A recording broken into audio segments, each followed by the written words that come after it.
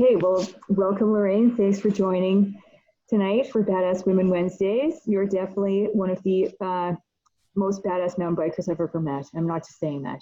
So, and you're so humble and you're just awesome. So I know you're really going to inspire a lot of our audience and members with Well, your background and experience in the bike industry. well, thank you for that. And, I do hope I can help inspire. I think that's one of the bigger things. Like, I think we all do our part for inspiring people, you Definitely. know? Mhm. Yeah. Okay, so first question here, Lorraine. How did you get involved in mountain biking? How did I get involved in mountain biking? Well, I think, like a lot of us, it was, and I've been doing this for a very long time too. Hey, like, so, and, we're getting a little older, gray hair is coming in. So it's like, it's been like, but I would have been in my teenage years. It was near the end of high school, grade 10, 11. Um, I'd been getting out into the mountains snowboarding, and I was just spending all my time, going up there. And in the summer, Yes, again? pardon? Where In did the you? Okanagan Valley. Oh, okay, nice. Yeah. So growing up in the Okanagan Valley, like going, to Big White and Silver Star, Apex, like wherever the snow was good, storm chase when we were in high school. And yeah, and it was just one of my friends. I remember I was playing volleyball on the volleyball team, and our we had a practice. Like I'm going through the memory bank here, but it was like pivotal. Like our practice wasn't until like 7 or 6:30. It was a later practice, and there's some time after school. And one of my buddies was like, "Hey, we're gonna go ride these mountain bikes. We're gonna go check it out." And then I just remember using this borrowed bike and then flying down these trails. Okay. And you're used to speed, you're used to movement over rocks and terrain from snowboarding, and and yeah, I just kind of instantly fell in love with the sport, and I grew up. Another side note, like something that I'm thinking about here is I grew up on a road bike, and we just go on these big road rides, just to check out these little places, like, Yeah. and so that was like my, grade 9 and 10 type thing, 8, 9, and 10. And then when we were even younger, we'd take our little, 10-speed bikes, like when we were single digits. We actually had this club. We called it the Bluebird Fun Club. Like you're like 6, 7, 8 years old. Oh no, for real.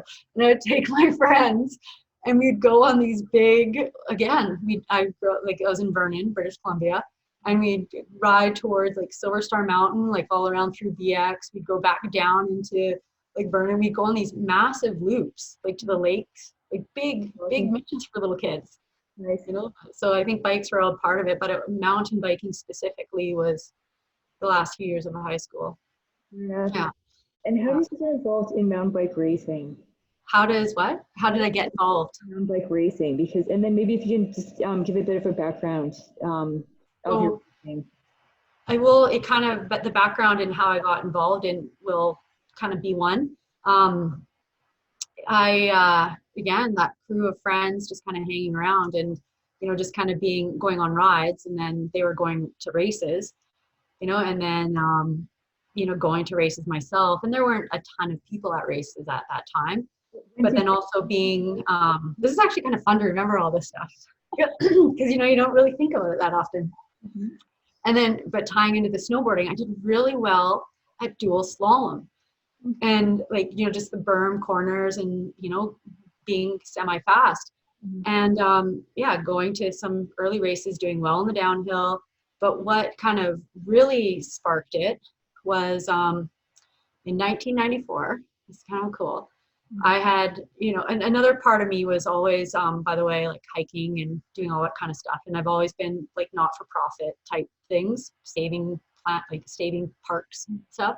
But in 1994, I was up in the Granby watershed. I don't know if you know where that is.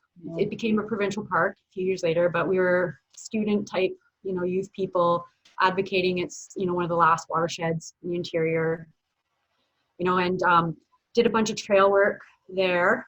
And prior to that, like, so just the picture I'm painting is just kind of like spending time remotely, on Christina Lake. And I had actually taken my bike and pedaled through the Gulf Islands. So I, I thought that would be a cool trip. I jumped on a ferry and rode through the Gulf Islands. I could leave my bike downtown Salt Spring, and it wouldn't get stolen, like that kind of a thing. Yeah. And I ended up on Hornby Island, where they had the Hornby Island mountain bike festival. And this is in 94. So this is like one of the first Hornby Island mountain bike festivals. Wow. And I did really well in the slalom. And, I think it was a Canadian national that year. Like they had but slalom's kind of, whatever. And I came second, but there's a lot of notable people. Nice. Now, fast forward back to that Granby story. I came back to Kelowna, again, remote living. I left my mountain bike out in front of an outdoor store, and it got stolen. Oh. And this is 2 weeks before a World Cup final, a Grundig World Cup at Silver Star Mountain in British Columbia. And I had just done really well at this Hornby Island dual slalom. I was so excited to enter into the Grundig, but I'd just been in island living and backcountry life that, I didn't think that leaving my bike in front of the outdoor store to go buy new boots, that's why I remember the Granby. Sorry, I'm going to be embarrassed when I watch this. But long story short, my bike gets stolen.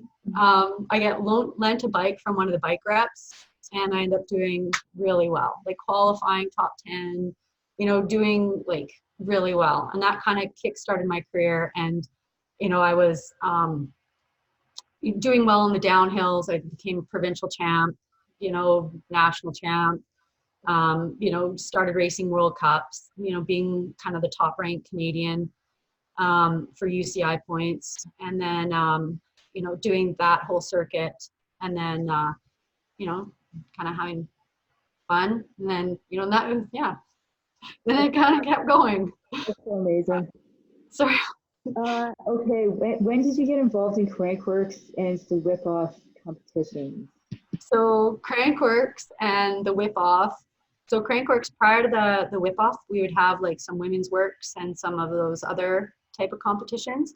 I'm stoked to say I got to win one of those, like one of the Crankworx women's works, and there's like some notable girls, like, Claire Bouchard and Steph Nishka, and, there's some good Casey Brown, there's some good girls on the podium, so kind of being a part of that mix early on, and, being a part of women's works. And then the whip off, I was the inaugural, like, first girl, the only girl to show up. I still say, like, I give props to little Casey Brown, because I was like, I think she was racing nationals or something like that, but I know she would have been there then.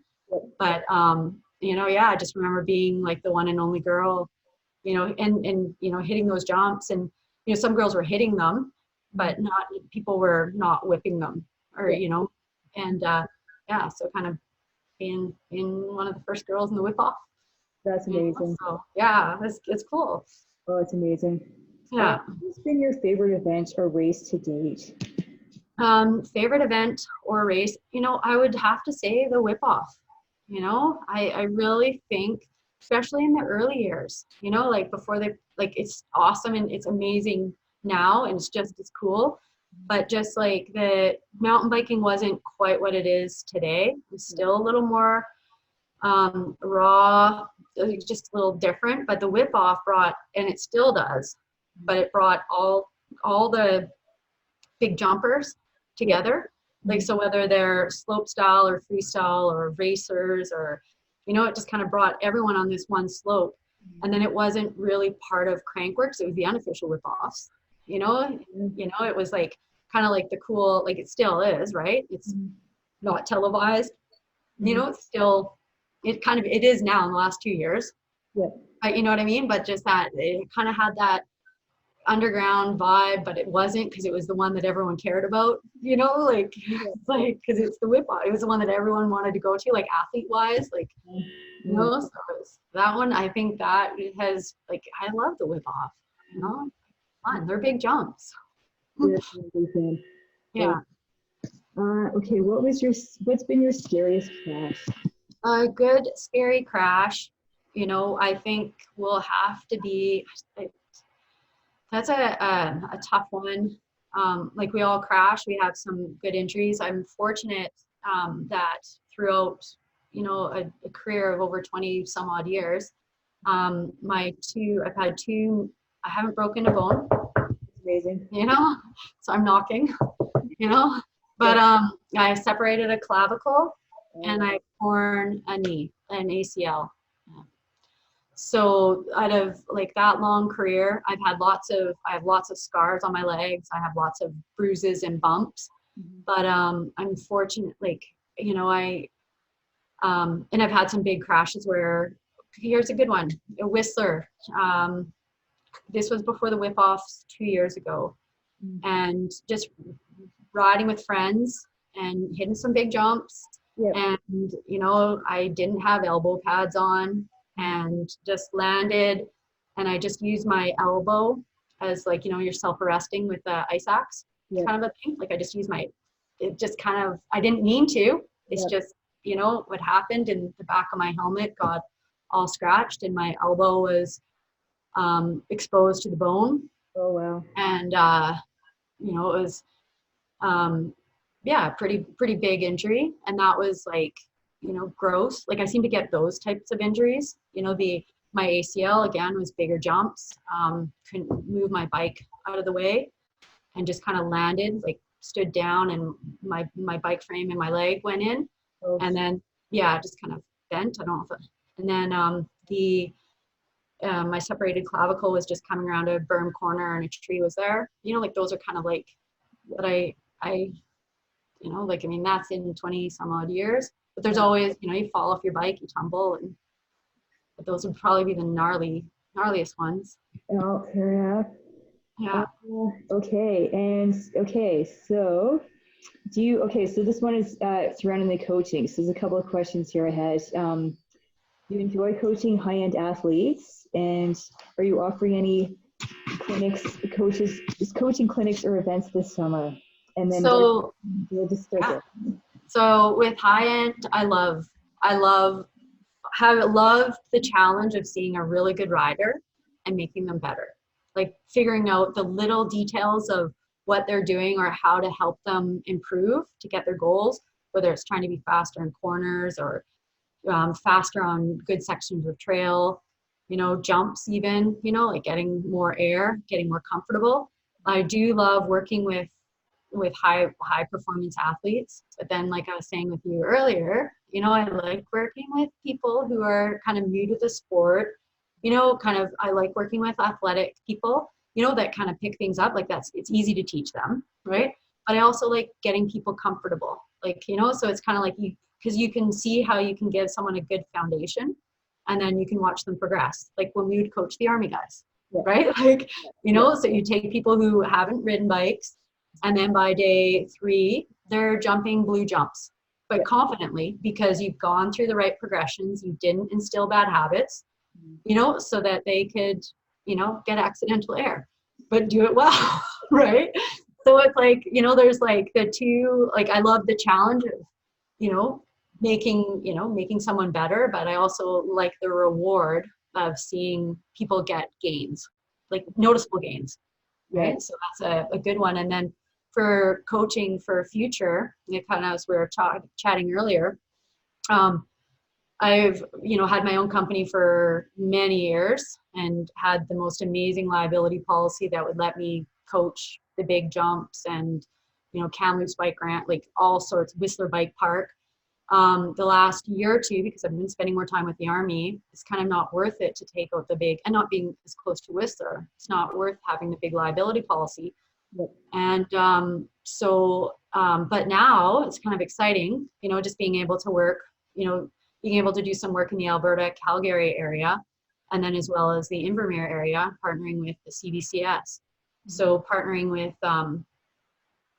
the Route 66, Alberta, I forget, just Jeff and Laura. I just know them as friends, Jeff and Laura, you know, to be able to coach under their program and to be able to work, you know, to do that. And then, you know, to do some work around the Invermere area, I think it's going to be kind of good.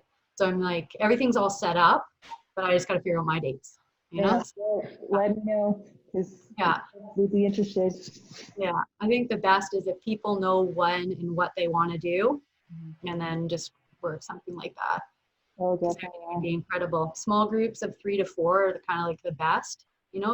groups of friends.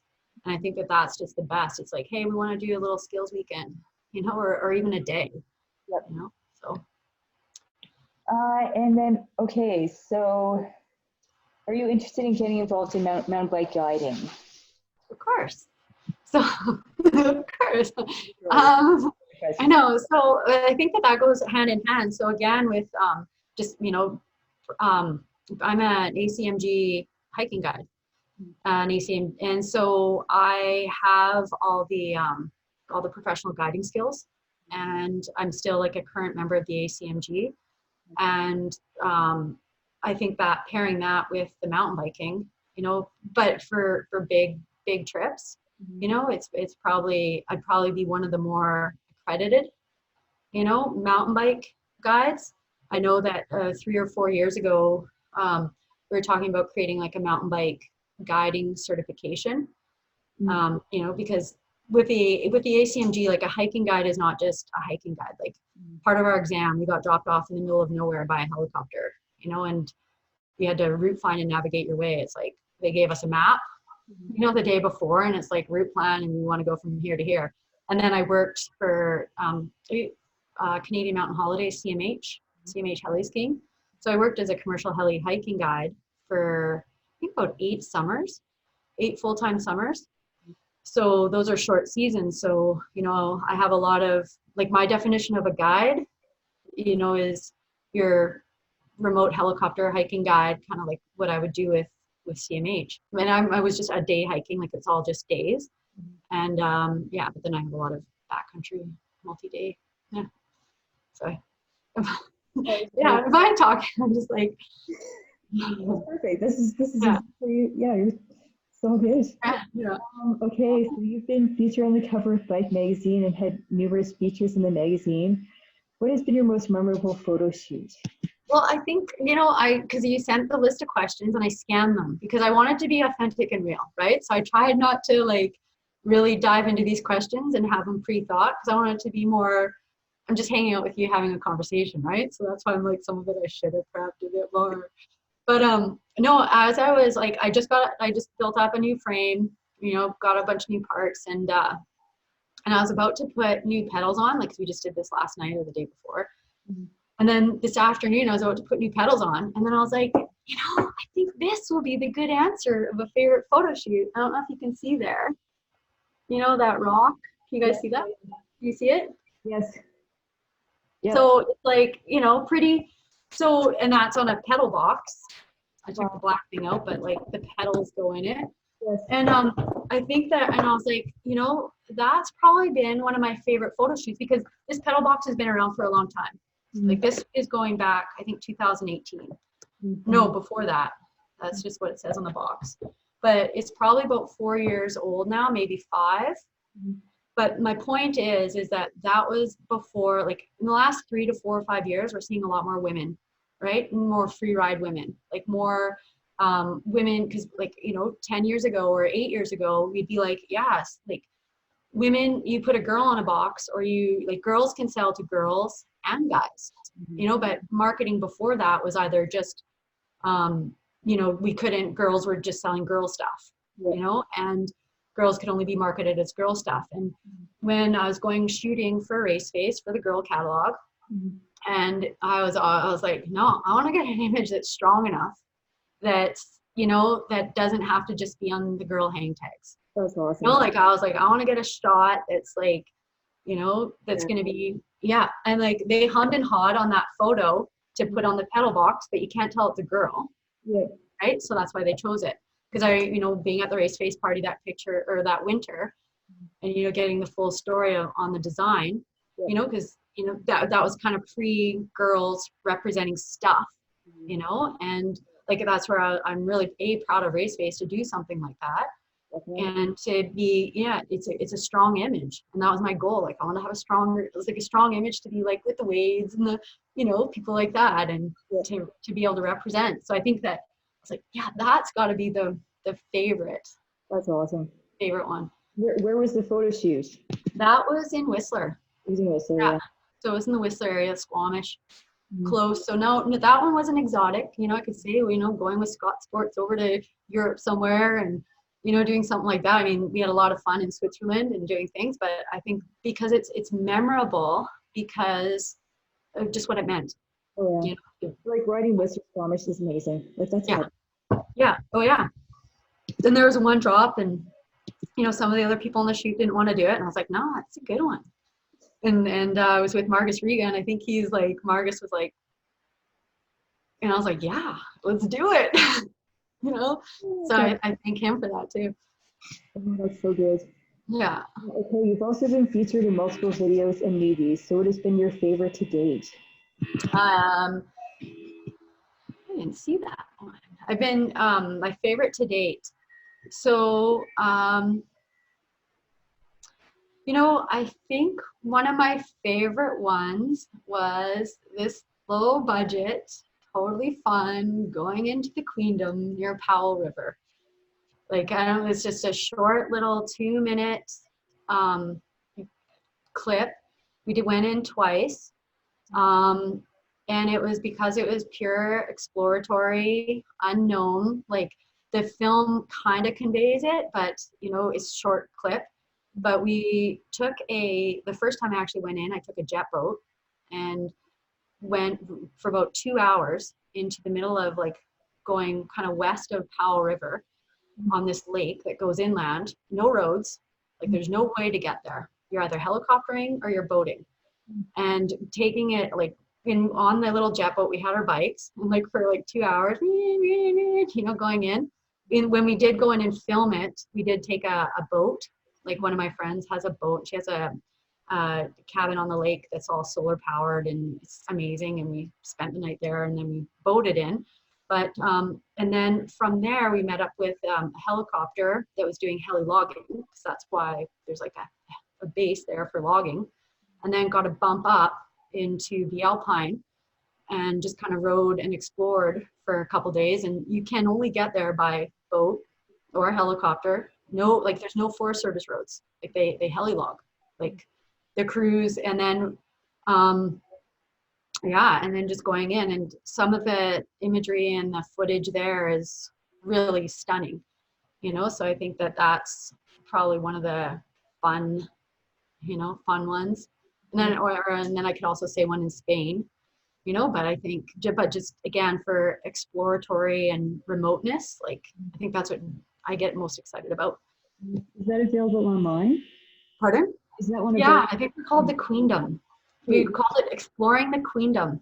In the Queendom. Okay, I'm gonna have to look it up. Exploring the Queendom Part 1 and 2. And like I said, they're just we were trying to make it more artistic, and how that all came about was the first time I had gone up there, like I was saying, with the jet boat with my and then just going in and exploring. Filmer, Wildland Media, saw the footage or saw some pictures, just because there was no film, and then him and his friends went to try and recreate the trip, and they were like, she was out there, that's exploring, it took them, and then he was like, hey, we need to tell this story.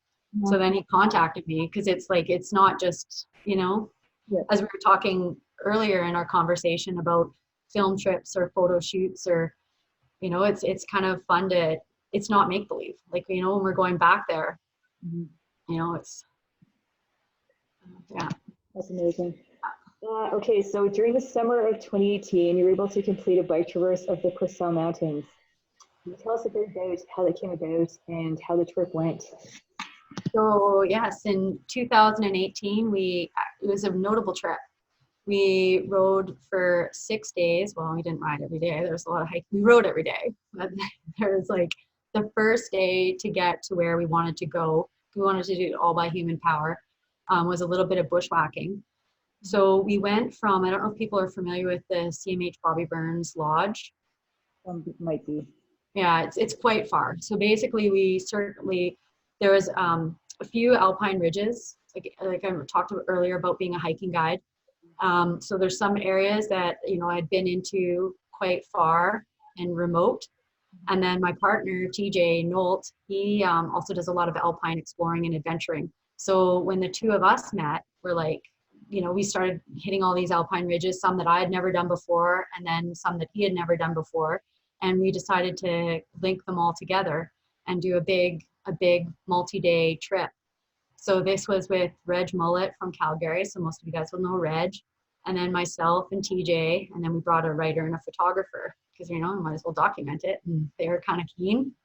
So then it was a big, connecting some of the most stunning ridges that we have in this area, and a lot of hard work for the valleys. Yep. But we just connected barren ridges, overgrown Forest Service roads, random trails that we knew of, and then made a fun trip. That's amazing. Like and you had it was a feature in Bike Magazine, right? Yeah, it was featured in, I think, three different, the writer, Andrew Finlay, was able to tell the story. I think he ended up saying, like, in different ways, I think it ended up being 4 times. Wow. At first it was 3, like a couple European, 2 in Europe, and then a couple in North America. And then, so it was a good one. Mm-hmm. But like, I know, like, all those trips are kind of fun. And like the one that I think that I haven't seen yet was the one that we're talking about just prior, and the trip in the Chilcotins. And it was myself taking a girl who'd never done this type of adventure before, and using a float plane from Tyax Lodge and flying a little bit further west than the park, and riding for a couple days up and over. Like, I think those are the trips that excite me. Like, I'd never been there before. We hadn't seen it. I'm sure there's some like trip logs, because I know it's been done before on bike, actually, that one. Mm-hmm. The Purcell, like, no one's ever done that one before, and most of my trips, other people haven't, but like, it's fun. I had never done the Purcell trip, and it's fun the Tyax trip. And, but it's fun to do those types of rides where you haven't done them before and challenge yourself. Definitely. Oh, this just looks so amazing from your Purcell's trip. So awesome. Okay, what trips, videos, or traverses do you have coming up in the next couple years, or what would you like to do? Well, there's a few. I have a few ideas that I want to do, and again, it's all along that same theme. There's a few places, depending on types of budgets. Like, I have a couple overseas that I still want to do, and a couple up in, like, there's actually a good one that I want to do near the Yukon. And in the Yukon, there's a few. There's a whole bunch. So my little sister is a helicopter pilot, and she's now flying for Blackcomb Helicopters. But when she goes to all these kind of remote areas, or when she goes to places, like, it's always like, I always got to pull up Google, kind of take a look at where she's at, or she'll send photos. But there's a lot of places within British Columbia that I'd like to go and explore. Mm-hmm. And then obviously overseas, like, I've got my few gems that I want to still kick off, like the Atacama, like trips, like,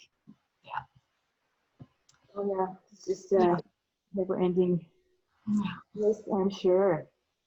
Okay, do you have any interest in getting into enduro racing? I do, actually.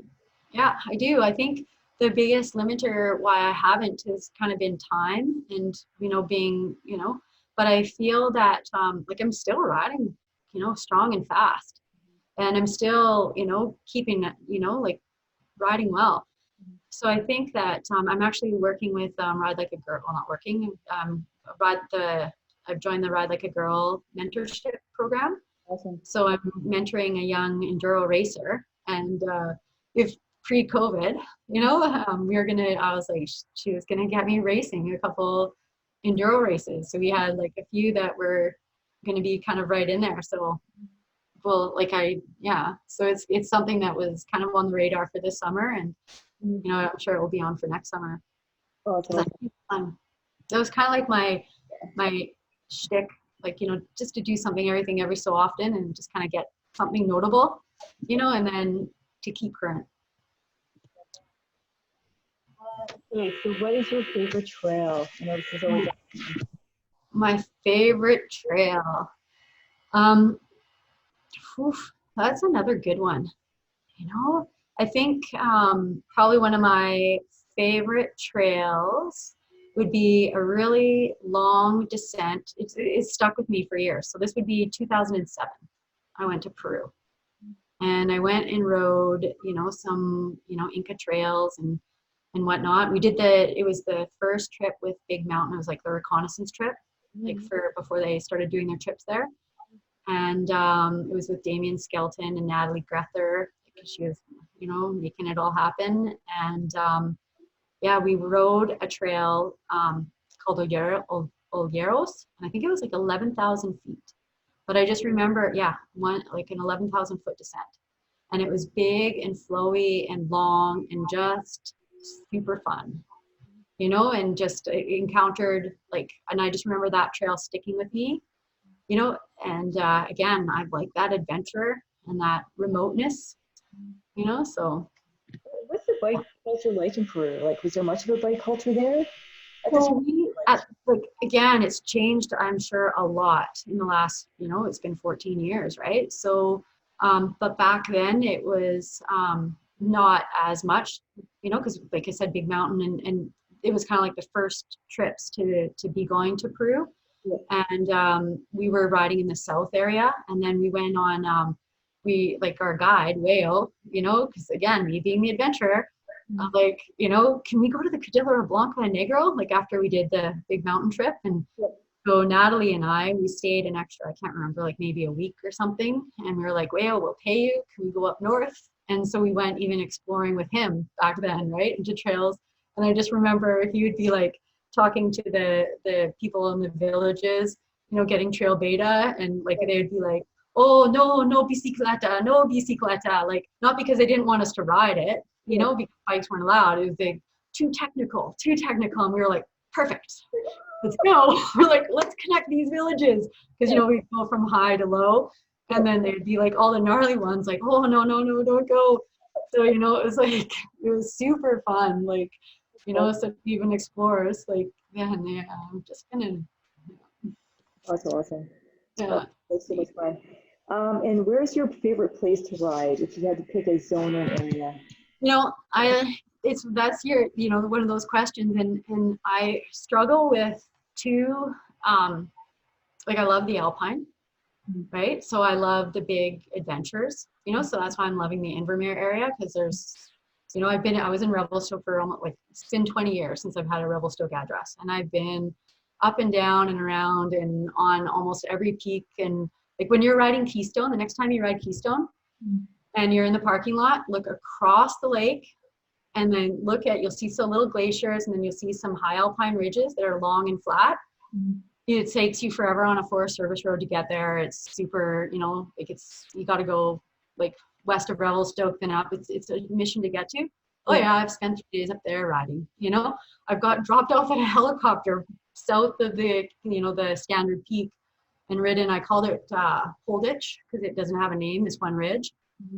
Rode the ridge, to the backside of Standard, got to Standard Peak, right around to the cabin, and then out, because the machine was flying empty up north. And so Revelstoke, I've explored like, all the rideable ridges and peaks and So Invermere has a lot that I'm loving. But then part of me goes, I love jumps, right? So then it's like Whistler Bike Park, right? So it's like, as soon as Invermere gets the Whistler Bike Park jumps, I'll be like, Invermere, because it has so many alpine places to explore, but I'm just missing the big jumps. Yep, well, fair enough. Okay, how do you approach your own training and riding? So my own training and riding, like right now, I had ACL surgery. Did I tell you? Yeah, I told you. Yeah. So I had knee surgery.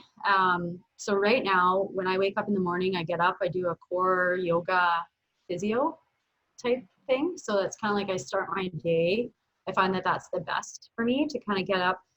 And with yoga, I like to do like maintain my range of motion and maintain like core stability and strength.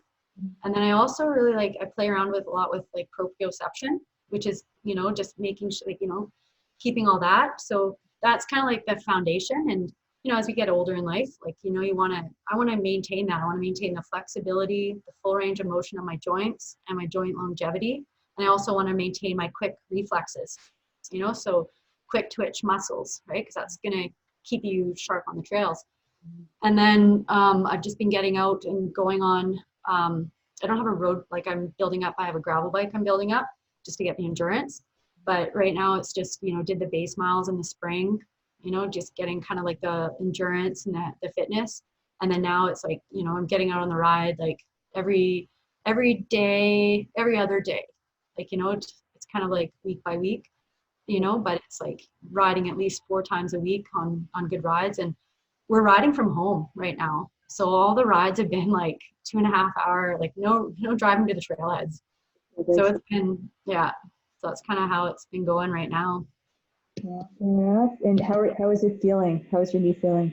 Knee's feeling awesome. That's good. Yeah, so it's good. I mean, I need to build my strength, my endurance strength in it, but it's going well. Okay. So I'm quite happy.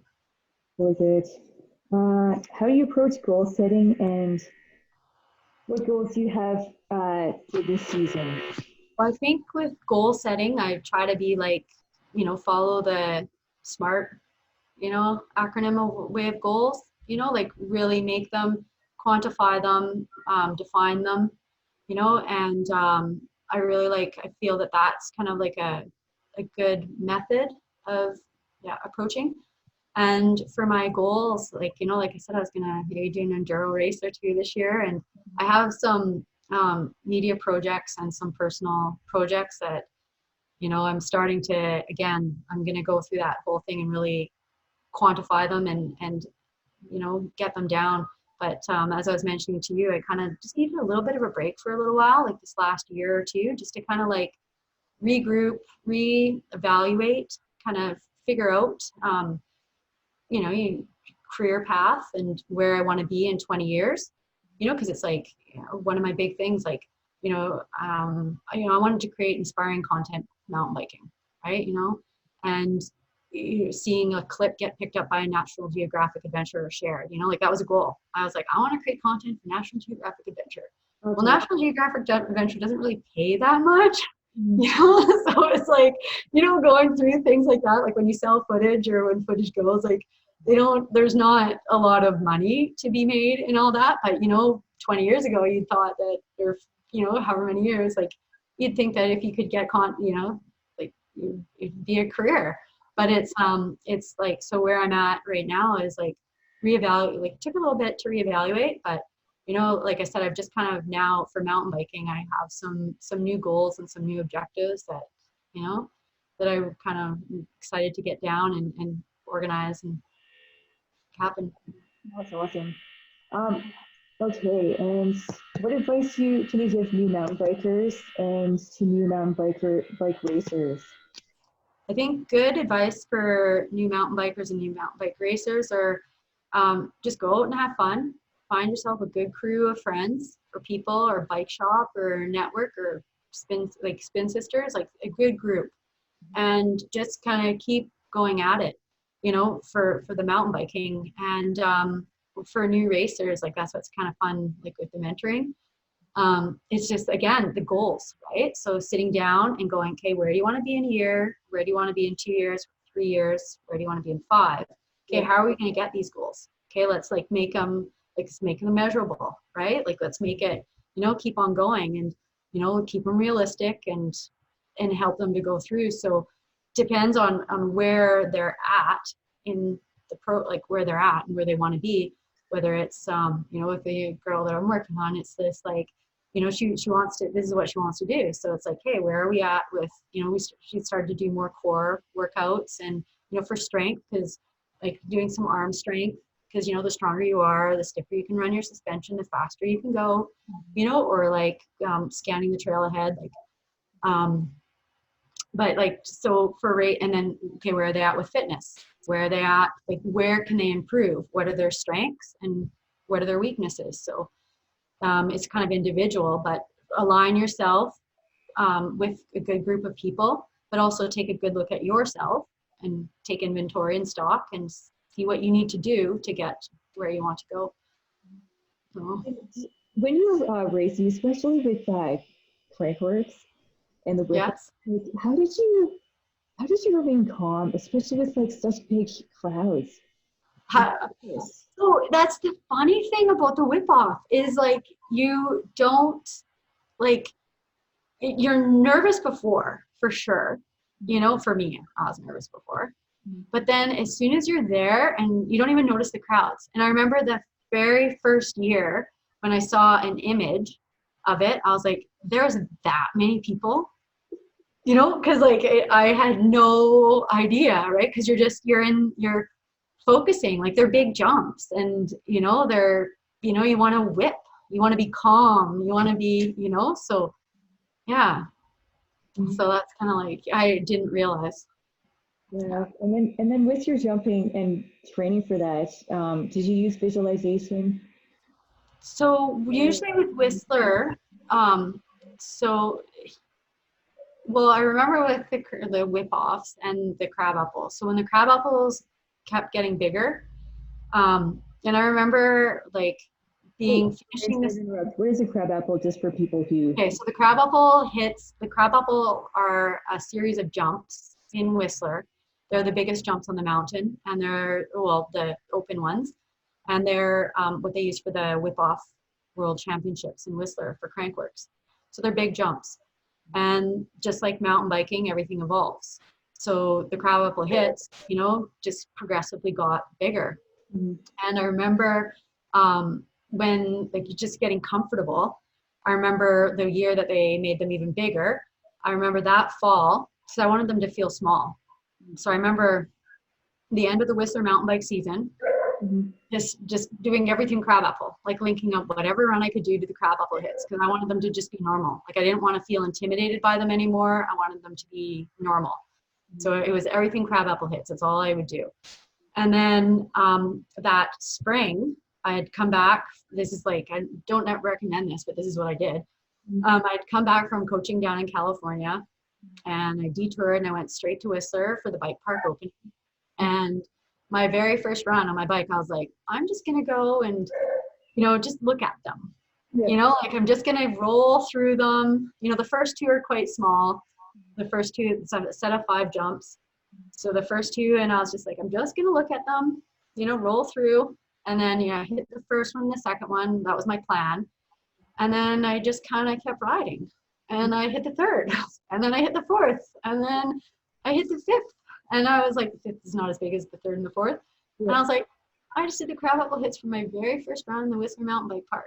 You know, and the very first, like, I honestly think it was my first run on my downhill bike, because I was cross country riding in, you know, Yeah. California. And I was like, yep, I hit my goal. I wanted them to feel small. I wanted them to feel easy, not small, Yes. but I wanted them to feel normal. Yeah, totally, Yeah. Did you ever work with a psychologist or anything? I didn't. No. No, yeah. I think that a lot of athletes do. I do feel that that would be valuable. I remember reading some good books, you know, The Way of the Peaceful Warrior and, you know, things like that. But that's about it. That's amazing. Yeah. Like, those are not easy jobs. Oh, they're pretty big.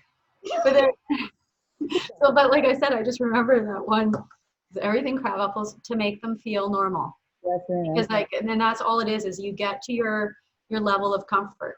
And I think the biggest thing that I can say to people watching this or doing things, when whatever jump size, say it's jumps or technical or whatnot, wherever you're comfortable, when you go to that next level, you got to remember in your body positioning and your stature. Because one of the biggest things I see is that when people do something that they're nervous about, they kind of get low back and in, you know, you just kind of see them decorticate, you know, like you know, stiff and in. And that's going to make it not as easy and effortless. So going back to those jumps, I just remember calm, breathe, good riding position. You and your bike can do it, right? It's when you're not going to do it, it's if you second guess yourself and you change your riding position. So you just got to remember that, you know, because you want to make it normal and make it feel relaxed and natural, you know, so that would be the biggest thing I'd say to people is when they're going into doing something or challenging themselves, make sure they stay in that proper positioning and scan through it and, you know. Try and make it easy. Yeah, I'm trying to make it easy. Yeah. Okay, is there anything else you want to answer here? I think we covered it all. We talked about some good things. Was there anything in our first conversation that we want to share? Uh, well, maybe if you could tell us a bit about your trip to Chile. Chile. So Chile was, Maybe how cold it was and some of the challenges maybe of that yeah. trip. Because So I think we'll keep it short because I just looked at the time too. But I think Chile for myself was probably one of the cooler experiences because it's a place that I remember reading about in a National Geographic magazine back in the day and finding mummies in the Atacama Desert, like mummified, like it's just one of those barren, rugged places. And what drew me there and to go there was these animals and, these like knowing that it was so barren and these wild vicuñas would be traveling through the desert, there had to be, lots of trails. But the days would be, it'd be -10 at night and everything would freeze. And then the daytime temperatures would be highs of +20. So we were packing for winter camping yeah, as well as, summer riding, so it would have that. And what I think was cool about that trip is that was totally self-supported, just myself and the filmer, photographer, Wildland Media. And what I carried was what we had, like that was the cooking and some of the food. Wildland is amazing. Like he carried all his film gear and most of his personal stuff. Like I just carried the shelter and the, stove and whatnot. But that was a totally self-supported, self-guided, trip that we kind of created, for finding the route and, doing all that. So I think that that's kind of cool. I was Like so, I was kind of proud about that. so Yeah, wasn't as long as we wanted, but we still managed to ride for a few days and get back there. yeah, the videographer, I remember in the movie, he said that he wore his knee pads to bed one night because he was so cold. Yeah, I know, it was toasty warm.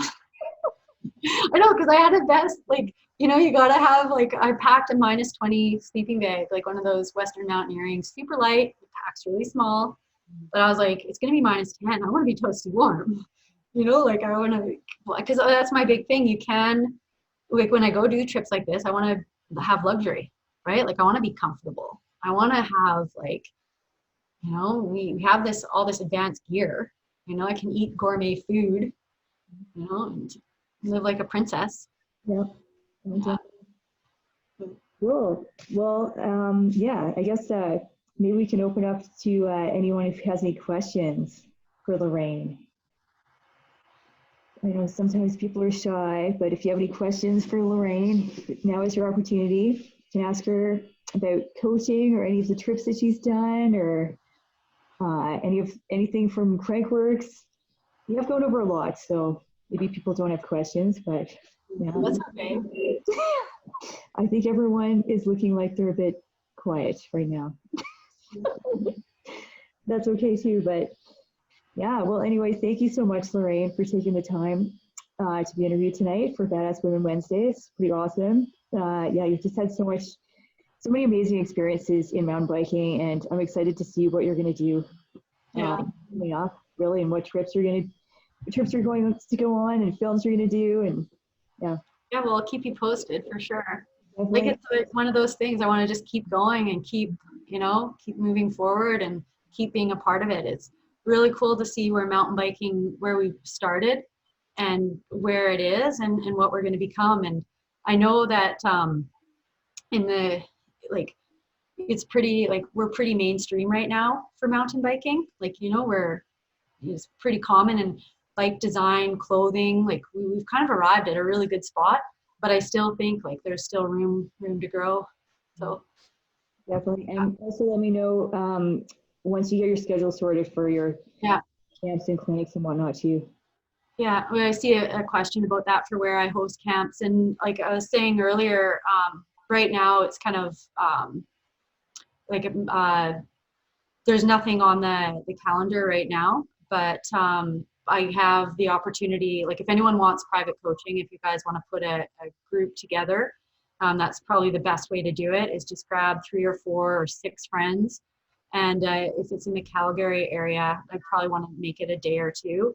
And then I can coach through there. And it's the same rates as Alberta 66. And it's it'll be through them. And then in the Invermere area, you can always just contact me, Lorraine Blancher. I gotta get my website back. Like when I started doing the Army, and then but just LorraineBlancher@gmail.com. And, you can, or they can contact you and contact me, because Invermere, people can have some coaching here in Invermere as well. But the best is just to put friends together. Yeah. That's awesome. Yeah. Yeah. Yeah. Yeah. Let me know. Yeah. Just let me know if you have any planned clinics. Yeah. Send it Definitely. to your sisters as well. Yeah. Yeah. Cool. Awesome. Thank you so much, Lorraine. And thank you for having me. Nice to, meet everyone or see the names here. I'm looking through at some of them and see everybody here. And then, yeah, if anyone watches it at another time, but it was just good to connect, and it's just good to share. So, yeah. Yeah. So Courtney saying thank you. Yeah. Yeah. Cool. All right. Thank you so much, Lorraine. And we'll be in touch again soon. That's good. Okay. Bye. Bye.